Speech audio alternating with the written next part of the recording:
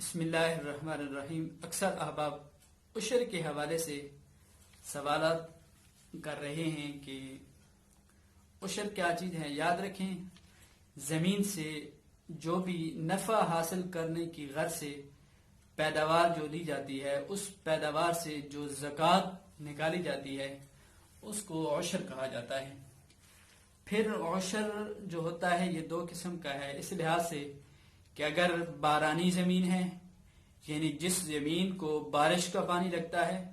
تو اس کا 10واں حصہ دینا ہوتا ہے۔ اگر بورنگ والی ٹربائن والی زمین ہے تو اس پر جو ہوتا ہے 20واں حصہ ہمیں عشر دینا ہم پر لازم ہوتا ہے، ضروری ہوتا ہے۔ قرآن مجید کے اندر اللہ رب العالمین ارشاد فرماتا ہے وَآتُوا حَقَّهُ يَوْمَ حَصَادِهِ، کہ کھیتی کٹنے کے دن اس کا حق دو۔ اعلی حضرت رحمۃ اللہ فتح رضی شریف کے اندر لکھتے ہیں، آپ فرماتے ہیں کہ اس حق سے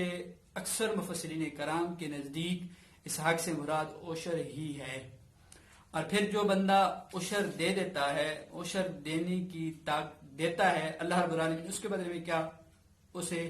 کے لیے قرآن کیا کہتا ہے؟ فرمایا وَمَا أَنفَقْتُم مِّن شَيْءٍ فَهُوَ يُخْلِفُهُ وَهُوَ خَيْرُ الرَّازِقِينَ، جو تم خرچ کرتے ہو اللہ رب العالمین کی بارگاہ میں، اللہ کی راہ میں،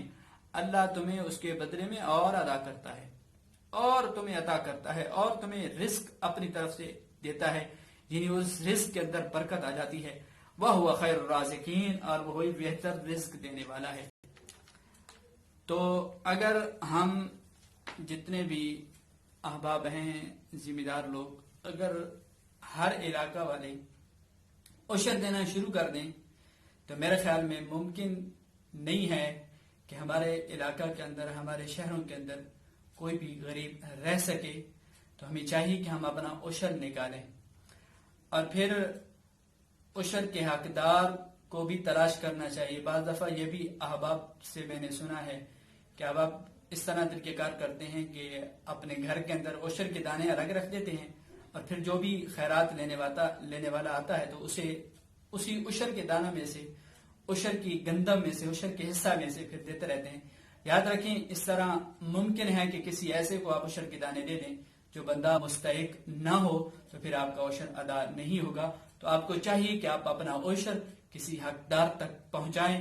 وہ خواہ آپ تلاش کریں یا آپ دوسرا جو احباب ورشہ شریف سے بلانگ کرتے ہیں انہیں میں یہ عرض کروں گا کہ آپ موسک ہاپ کی ٹیم جو ہے ان کے ساتھ رابطہ کریں، یا امن کمیٹی کے کچھ احباب ہیں ان کے ساتھ آپ رابطہ کریں، ان سے رابطہ کر کے وہ آپ کو، ان کے پاس رشتے بھی موجود ہیں، اگر کسی احباب کو، کسی دوست کو پتہ نہ ہو کہ کون حقدار ہے ہمارے علاقے کے اندر، تو وہ ان سے رابطہ کر کے صحیح حقدار بندے تک اپنا عشر پہنچائیں، اپنا حق ادا کریں۔ یہ یاد رکھیں، عشر دیں گے تب آپ کی جو گندم ہے، آپ کی جو زمینی پیداوار ہے وہ آپ کی پاک ہوگی۔ جس طرح دنیاوی بندے کا مال پیسہ ہے، روپیہ ہے، اس سے زکوٰۃ ہم دیتے ہیں، مال پاک ہو جاتا ہے، اسی طرح عشر دینے سے بھی باقی زمینی جو پیداوار ہے وہ پاک ہو جاتی ہے۔ اللہ رب العالمین کے حضور دعا کرتا ہوں اللہ رب العالمین ہم سب کو شریعت مطہرہ کے مطابق زندگی گزارنے کی توفیق خیر نصیب فرمائے۔